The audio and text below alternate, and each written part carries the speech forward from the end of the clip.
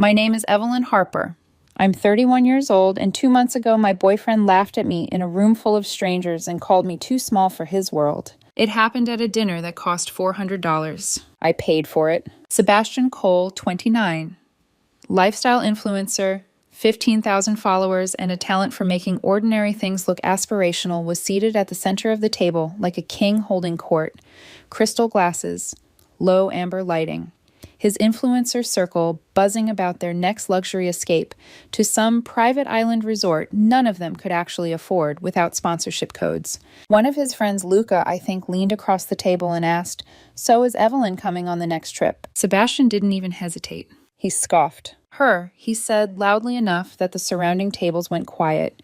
"She's a cubicle drone. She can't keep up with my world." The laughter that followed wasn't loud. It was worse. It was polite, measured, uncomfortable. I was sitting right there. My credit card had just been handed back to me after covering the entire bill. Again. 3 years together. 3 years of funding the fantasy. Sebastian's Instagram painted a life of rooftop cocktails, designer hallways, minimalist luxury interiors, and curated brunches. What it didn't show was the back-end reality. His income averaged maybe $600 a month in brand deals, sometimes less. I'm a senior data analyst. I make $85,000 a year. Not glamorous, not flashy. Stable. Our apartment, $3,200 a month. High-rise, concierge, rooftop pool, city skyline views. The lease was in my name. The deposit was mine. The credit check was mine. Sebastian sent me $400 monthly. That was his contribution, his number, his choice. The designer jackets he posed and charged to the emergency credit card I gave him, the restaurant meals paid by me so he could photograph plates he barely touched. I never complained, until that night. "You're absolutely right," I said calmly, standing up from the table. Sebastian blinked. "Babe, relax, I was joking." "No," I replied evenly. "You weren't." The air shifted. "And that's fine," I continued. "But you should know something. The lease ends in 8 weeks. His smile faltered.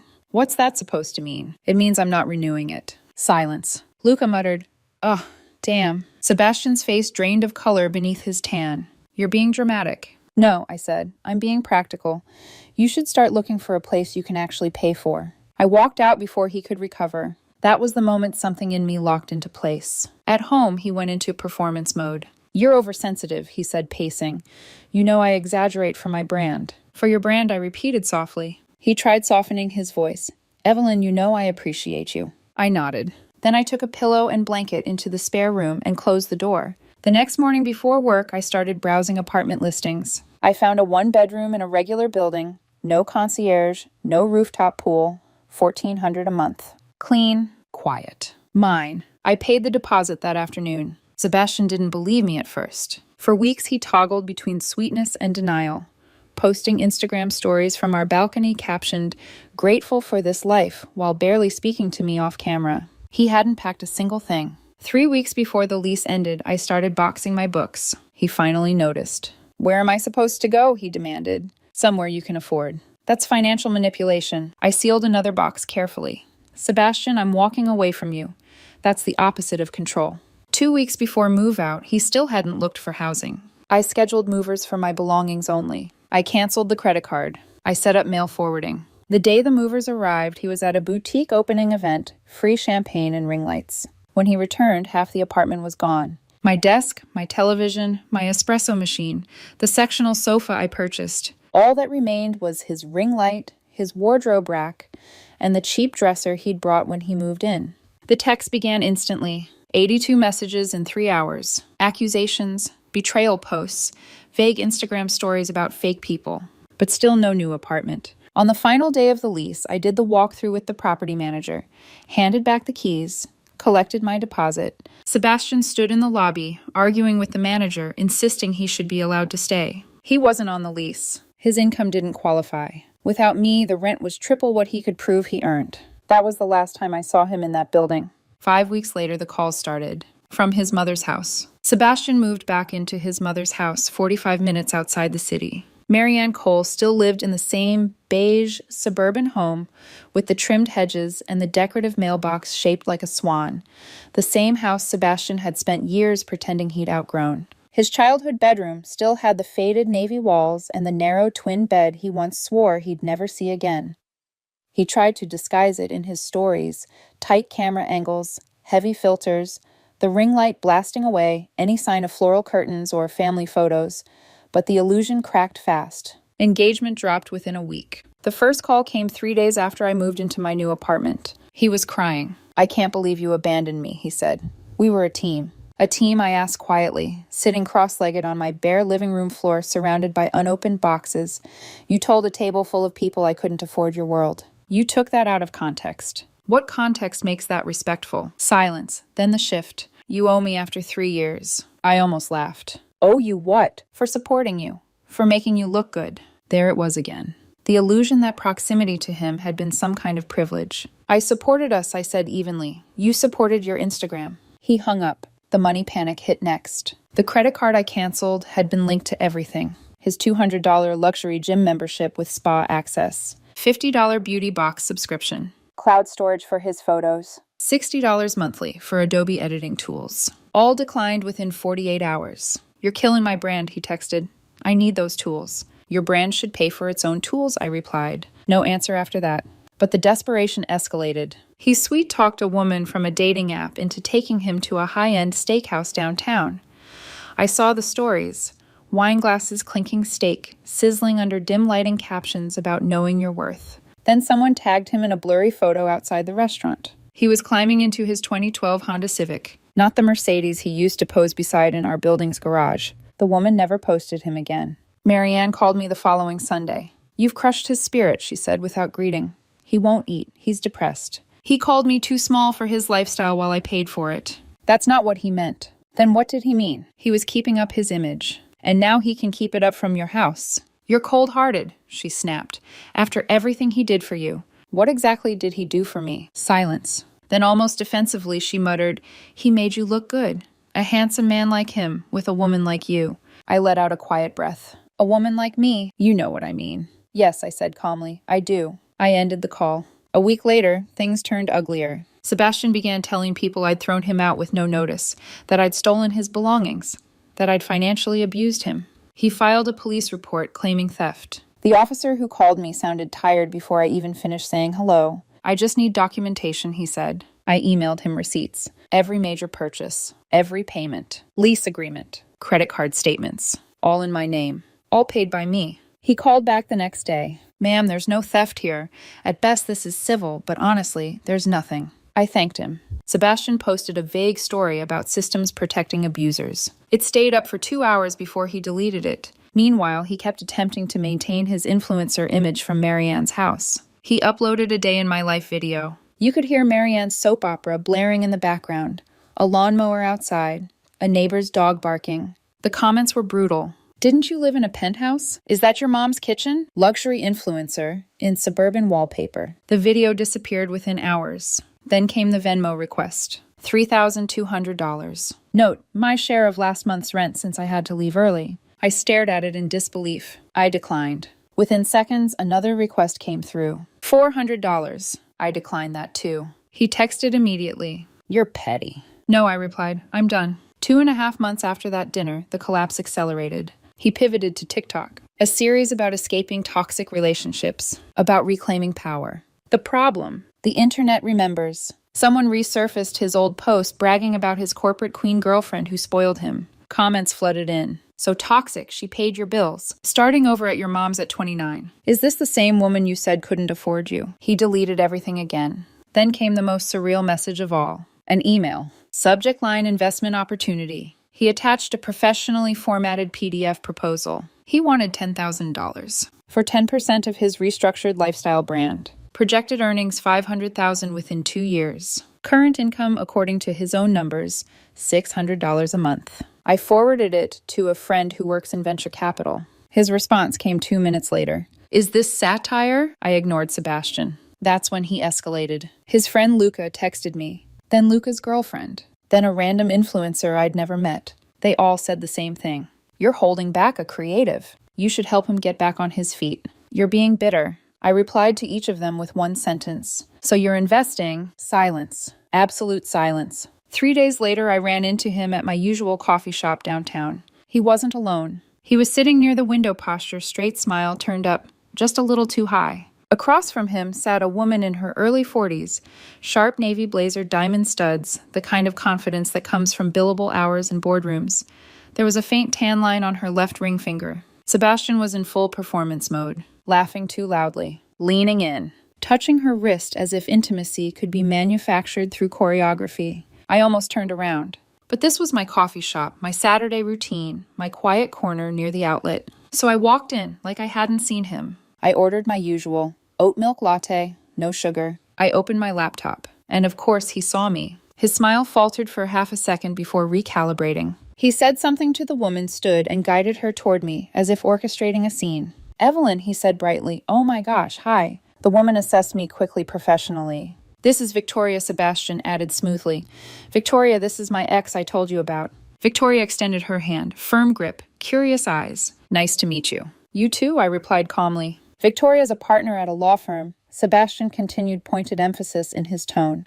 "She really supports ambitious people." "That's wonderful," I said, returning my attention to my screen. "We're looking at apartments," he went on, "in that new luxury building on 5th. "Congratulations," I said without looking up. An awkward pause stretched. He expected something. Jealousy. Reaction. Validation. Instead, I sipped my latte. Victoria's gaze shifted subtly between us. Sebastian's jaw tightened. "Well," he said finally, "just thought we'd say hi. Enjoy your coffee." They returned to their table. From my peripheral vision, I watched him resume the act. Selfies, hair adjustments, laughs pitched half a note too high. Victoria, meanwhile, checked her phone repeatedly. 20 minutes later, she stood, shook his hand. Left alone, Sebastian remained seated for 5 full minutes before gathering himself and walking back over. "That was rude," he hissed quietly. "What was?" "You could have played along." "Played along with what?" "With the apartment thing. You made me look unstable." I closed my laptop slowly. "Sebastian, you were trying to impress a married woman. She's separated. Her ring tan line says otherwise." He glared. "This is why I said what I said about you. You're small-minded, no vision, no drive." I met his eyes evenly. "I built my entire life with my so-called boring job. You're 29, living in your mother's house, pitching luxury apartments to strangers in coffee shops. Who lacks drive?" For a split second, something cracked behind his eyes. Then he grabbed his cup and flung it. The latte arced through the air. It missed me, splattered across a college student's backpack behind me. Gasps erupted. The barista shouted his name. Security stepped in immediately. I didn't move. Sebastian looked stunned at his own action, like a child shocked by the sound of a plate breaking. He was escorted out. Banned. I stayed long enough to apologize to the student and offer to pay for the cleaning. Then I went home. That night, Marianne called again. "You're stalking him now," she demanded. "He said you showed up and provoked him." I forwarded her the security footage the coffee shop manager had sent me. Sebastian approaching me. Sebastian throwing the drink. Her reply came 10 minutes later. "You provoked him by being there." "Marianne," I typed back carefully, "any further contact will result in me pursuing a restraining order. The incident is documented." I blocked her. 2 days later, the internet finished what gravity had started. A YouTube drama channel released a 20-minute expose. Title: The Influencer Who Lost Everything. Someone had saved everything. Screenshots of his dinner humiliation. Old posts bragging about being kept. The TikTok victim series. The Venmo request. Even his PDF investment pitch. The video hit 2 million views in 48 hours. His Instagram went private, then disappeared. TikTok gone. Blog dead link. He texted me from a new number. "Hope you're satisfied. You ruined my life." I stared at the message for a long time. Then I replied, "You ruined your own life. I just stopped paying for it." Block! Silence followed, for the first time in months. It has been 4 months since that dinner. 4 months since Sebastian laughed across a crystal table and told a room full of people I couldn't afford him. Life is quiet now. Not flashy, not curated. Real. After the YouTube expose, Sebastian attempted one final pivot, a rebrand, a softer persona. He launched a new Instagram account centered around mental health advocacy, posts about healing from toxic relationships, quotes about resilience layered over photos of suburban sunsets from Marianne's backyard. He gathered 200 followers in the first week, most of them bots. It lasted 9 days. Someone dropped the expose link into his comment section. The account vanished. Through mutual acquaintances, people who still loosely orbit Luca's circle, I heard updates. Sebastian got a job. Data entry at a dental office. $18 an hour. 8 a.m. start time. The irony wasn't subtle. He lasted 3 weeks before complaining about the toxic environment. Apparently, management asked him to stop taking selfies at his desk. After that, he took a position at a department store handling returns. The man who once posted about luxury lifestyle consulting now processes store credit and scans barcodes under fluorescent lighting. Marianne messaged me on Facebook. Apparently, I'd forgotten to block her there. Sebastian is getting help, she wrote. Maybe when he's better, you two could reconcile. I read the message twice before responding. Marianne, your son needs to understand that choices have consequences. I wish him well, but I'm done. Please don't contact me again. Her reply came within minutes. You'll regret this when he's successful. I didn't answer. Blocked. A week later, at a corporate networking event, I ran into Victoria. She recognized me immediately. We ended up in the same conversation circle. At one point, she leaned closer and said quietly, "Your ex was persistent." I didn't react. He kept messaging me after that coffee, talking about moving in together, about investments. My husband saw the texts. There it was. Not separated. Not divorced. Married. Victoria gave a small, tight smile. I blocked him everywhere. I'm not surprised, I said. Dodge something, she added. You have no idea. We left it there. As for me, my apartment is smaller. No skyline view. No concierge greeting me by name. But it's peaceful. I cook dinner most nights instead of funding 5-course meals designed for photographs. I save money. Last month, I took a hiking trip with friends. No posts, no filters, no captions. Just mountains and quiet laughter. I've started seeing someone. Daniel Hayes, 32. High school teacher. Drives a Toyota Corolla that actually belongs to him. On our first date, when I reached for the check, he said, "Let's split it." I like knowing we both showed up. There was no performance in his voice, just steadiness. I might be falling for him. The last I heard about Sebastian came through a passing comment from someone who still occasionally sees Luca. Marianne converted his old bedroom into a craft room. She got tired of waiting for his temporary stay to end. He now occupies what used to be her home office. 8 by 10 feet. No windows. From rooftop pool to windowless box. From mocking cubicle drones to scanning return receipts. From, she can't afford my lifestyle to, would you like to apply for a store card today? There's no dramatic ending here. No explosive revenge. Just gravity. When you remove the scaffolding, propping someone up, you find out whether there was a building underneath. Sebastian wanted a lifestyle. He now has exactly what he can sustain on his own. And me, I could always afford my life. I just couldn't afford his. I kept the security footage from the coffee shop incident. I kept the receipts. I never had to file for a restraining order. But if he ever tries to rewrite history again, I'm prepared. Some people think I was harsh. Maybe. But he threw a drink at me in public. That's assault. I could have pressed charges. I didn't. I simply walked away. And sometimes walking away is the most expensive thing someone like him will ever experience.